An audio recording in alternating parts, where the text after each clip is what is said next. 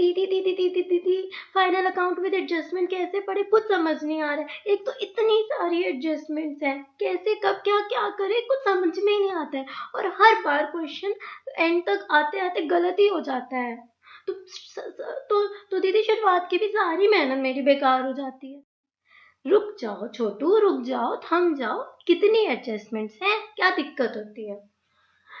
दीदी बहुत सारी है, दीदी बहुत सारी। नहीं नहीं बेटा बेटा रुको, गिनती बताओ कितनी एडजस्टमेंट्स है।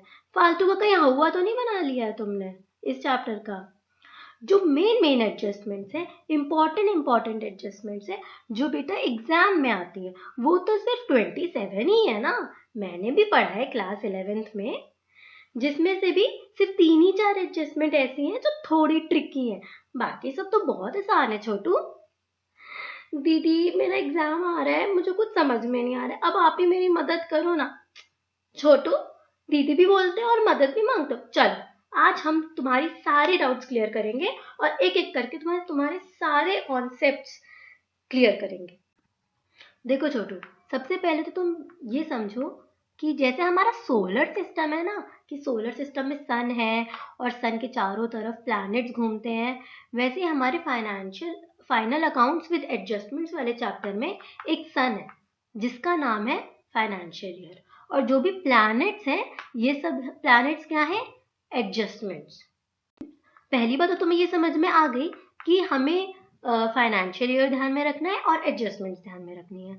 और दूसरी बात छोटू ये ध्यान में रखना कि हम accrual basis of accounting follow करते हैं। दीदी एक्रूअल बेसिस ऑफ अकाउंटिंग क्या होता है?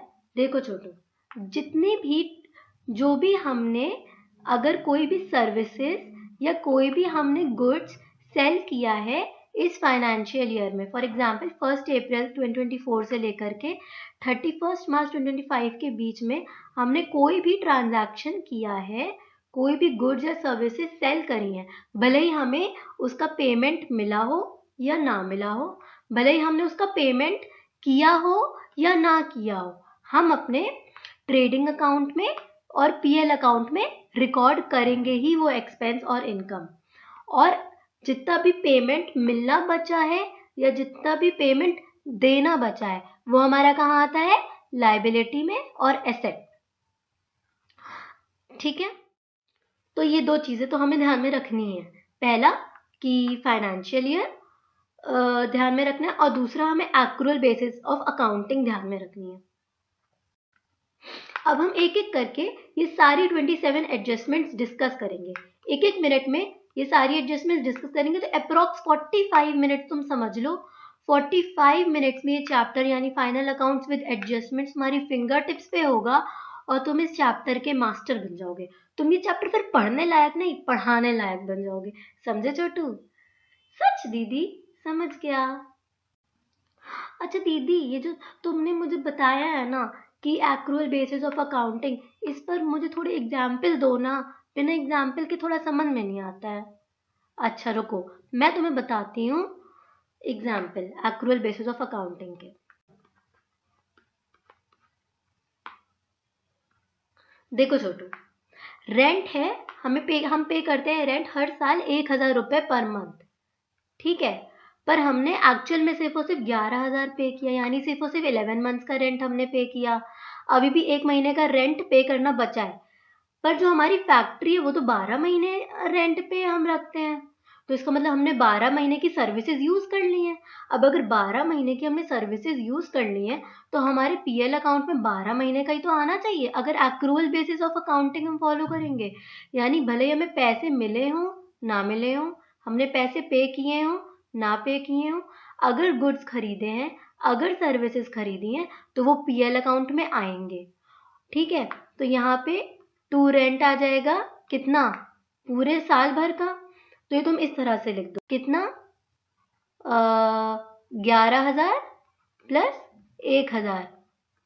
ठीक है, 1,000 ये हमारा क्या है, ये 1,000 हमारी लाइबिलिटी है जो अभी हमें और पे करनी है, पर लिखेंगे तो हम यहाँ पे पूरा पीएल अकाउंट में पूरा ही, क्योंकि हमने सर्विसेज तो पूरी यूज करी है। तो यहाँ आ जाएगा 12,000, और बैलेंस शीट में ये लाइबिलिटी साइड होती है और ये एसेट साइड होती है, बैलेंस शीट में हम शो कर देंगे कि आउटस्टैंडिंग रेंट अभी भी कितना है, 1000 का, जो कि पे करना बचा है। बात समझ में आई? अब ऐसे ही अगर हम लोग दूसरा एग्जाम्पल लें, दूसरा एग्जाम्पल क्या है कि हमने इंश्योरेंस खरीदा हुआ है और हमें इंश्योरेंस पे करना होता है। तो अब इंश्योरेंस अगर हमें पे करना होता है तो हमने 50,000 रुपीज़ का इंश्योरेंस ऑलरेडी पे कर चुका है, ठीक है। और इस 50,000 के इंश्योरेंस में 10,000 रुपए का जो इंश्योरेंस है ये प्रीपेड इंश्योरेंस है। प्रीपेड इंश्योरेंस का मतलब क्या है, ये नेक्स्ट ईयर का इंश्योरेंस है जो हमने इसी साल पे कर दिया है, ठीक है। तो अब ये बताओ, इसको हम पीएल अकाउंट में किस तरह से लिखेंगे? पीएल अकाउंट में अगर हम accrual basis of accounting follow कर रहे हैं तो सिर्फ और सिर्फ हम करंट ईयर का इंश्योरेंस लिखेंगे, जितना होना चाहिए इंश्योरेंस। तो करंट ईयर का इंश्योरेंस कितना होगा, टू इंश्योरेंस कितना, 50,000 माइनस 10,000 प्रीपेड हटा देंगे, हम वो फिगर हटा देंगे, हम वो अमाउंट हटा देंगे जो नेक्स्ट ईयर को बिलोंग करता है, वो अमाउंट हम हटा देंगे। तो यहाँ पे कितना आ जाएगा, 40,000। और हम बैलेंस शीट में कितना दिखा देंगे कि हमारा एसेट है 10,000 का, हमने एक्स्ट्रा अमाउंट पे कर चुका है। छोटू, अगर हमने 10,000 का एक्स्ट्रा अमाउंट पे कर रखा है तो हम एसेट में दिखा देंगे कि प्रीपेड इंश्योरेंस, हम यूजर्स को बता रहे हैं कि देखो देखो हमने 10,000 का एक्स्ट्रा इंश्योरेंस पे कर रखा है, ठीक है। समझ में आया एक्रूअल बेसिस ऑफ अकाउंटिंग? हाँ दीदी, तुम तो बहुत बढ़िया समझाती हो, मुझे सब समझ में आ गया एक्रूअल बेसिस ऑफ अकाउंटिंग। और बताओ ना। अच्छा छोटू, तुम्हें मजा आ रही है तो मैं तुम्हें और एक टिप्स देती हूँ इस चैप्टर के बारे में। दीदी टिप्स? हाँ छोटू टिप्स। छोटू, इस चैप्टर में फाइनल अकाउंट विद एडजस्टमेंट वाले चैप्टर में हमें हम किन किन चीज़ों के एडजस्टमेंट कर सकते हैं? हम या तो कोई बुक्स में यानी ट्रेडिंग अकाउंट में, पीएल अकाउंट में या बैलेंस शीट अकाउंट में हम कोई चीज़ रिकॉर्ड करना भूल गए तो उस चीज़ का हम एडजस्टमेंट करेंगे, ठीक है। या फिर कोई चीज़ हमने गलत रिकॉर्ड कर ली तो उसे हम सही करेंगे। या फिर छोटू, डेबिट साइड है, क्रेडिट साइड है, हमने कोई एक एक्सपेक्ट रिकॉर्ड कर लिया और दूसरा एक्सपेक्ट हमने रिकॉर्ड ही नहीं किया तो हम वो रिकॉर्ड कर लेंगे। समझ में आया? और एक छोटी सी टिप छोटू, ये समझो, जैसे तुमने ट्रायल बैलेंस सुना होगा, क्वेश्चन में तुम्हें ट्रायल बैलेंस दिया होगा, ट्रायल बैलेंस के अंदर बहुत सारी चीज़ें दी होंगी और बहुत सारे एडजस्टमेंट्स होंगे जो तुम्हें ट्रायल बैलेंस के बाहर दिए होंगे। तो जब भी तुम ट्रेडिंग अकाउंट, पीएल अकाउंट और बैलेंस शीट बनाते हो तो जो भी आइटम ट्रायल बैलेंस के अंदर लिखी होगी, ठीक है, वो सिर्फ एक एक बार आ जाएगी ट्रेडिंग अकाउंट में या फिर पीएल अकाउंट में, ठीक है। पर जो ट्रायल बैलेंस के बाहर लिखी होंगी चीजें, उसका डुअल एंट्री एस्पेक्ट होगा और इसके दो जगह ट्रीटमेंट होंगे, एक होगा बैलेंस शीट में और एक होगा ट्रेडिंग अकाउंट में या फिर पीएल अकाउंट में, ठीक है। और एक चीज मैं हमेशा ये क्यों बोल रही हूँ ट्रेडिंग अकाउंट या पीएल अकाउंट, क्योंकि ट्रेडिंग अकाउंट में डायरेक्ट एक्सपेंस और डायरेक्ट इनकम रिकॉर्ड होती है और पीएल अकाउंट में इनडायरेक्ट इनकम और इनडायरेक्ट एक्सपेंस रिकॉर्ड होता है। तो जो भी हमारा एक्सपेंस और इनकम का नेचर होगा उस हिसाब से हम ट्रेडिंग अकाउंट या फिर पीएल अकाउंट में रिकॉर्ड करेंगे। समझ में आई ये दो बातें? छोटू, आज के लिए तुम इतना ही समझो। और क्वेश्चन में दिया है, ये है एग्जाम्पल 1 और ये है एग्जाम्पल 2। इसमें दिया है trial balance as a 31 March 2025, wages दिया है 20,000 और आउटस्टैंडिंग वेजेस दिया है 5,000। ये दोनों ही आइटम हमें ट्रायल बैलेंस के अंदर दिए हैं और एडजस्टमेंट में हमें कुछ भी नहीं दिया है। अगर ये दोनों ही आइटम हमें ट्रायल बैलेंस के अंदर दिए हैं तो हम ये एज्यूम करके चलते हैं कि इस वेजेस में ऑलरेडी आउटस्टैंडिंग वेजेस का एडजस्टमेंट हो रखा है, तो हम अपने ट्रेडिंग अकाउंट में दिखा देंगे, ट्रेडिंग अकाउंट में दिखाएंगे टू वेजेस 20,000, हाँ। और बैलेंस शीट में दिखा देंगे आउटस्टैंडिंग वेजेस लाइबिलिटी साइड में कितना 5000। समझ में आई बात।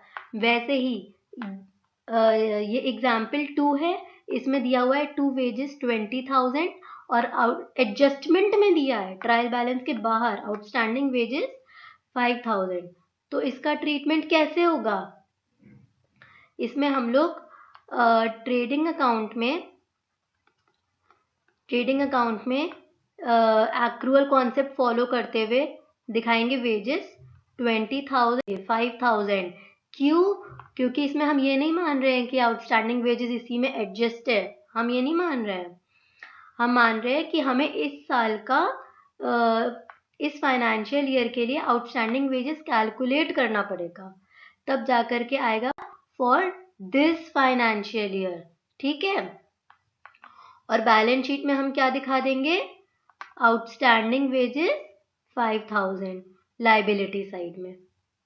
मतलब कंक्लूजन क्या है? कंक्लूजन ये है कि अगर ट्रायल बैलेंस के अंदर चीजें दी हैं, ठीक है, तो वो सिर्फ एक जगह आएगी, और अगर ट्रायल बैलेंस के बाहर दी है तो 2 जगह आएगी। एक ट्रेडिंग अकाउंट या फिर पीएल अकाउंट में जो भी एक्सपेंस का नेचर है उस हिसाब से, और दूसरा बैलेंस शीट में। ठीक है। आई होप तुम सबको ये सब समझ में आ गया होगा, और अगर कोई भी डाउट या क्वेरी है, feel free to ask. I am always there to answer your queries. Okay.